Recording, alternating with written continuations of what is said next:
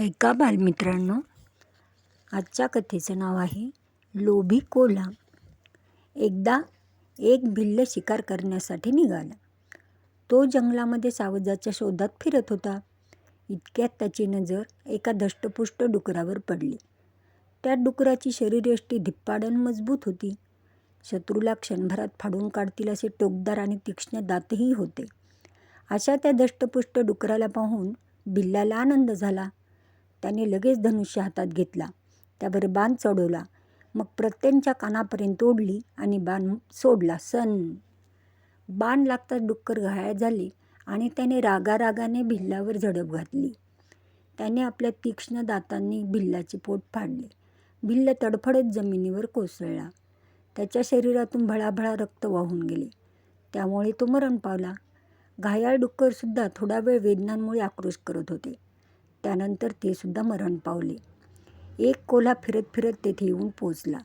भिल्ल आणि डुक्कर हे दोघेही मरून पडलेले पाहून त्याच्या तोंडाला पाणी सुटले. कोल्ह्याने विचार केला, वा, आज तर माझे नशीब उजळले. कित्येक दिवस पुरू शकेल इतका आहार मला मिळाला, आणि तो सुद्धा कोणतीही मेहनत न करता. यालाच तर नशीब म्हणतात ना. भूक तर सपाटून लागली आहेच, पण पहिल्यांदा काय खावं बरं?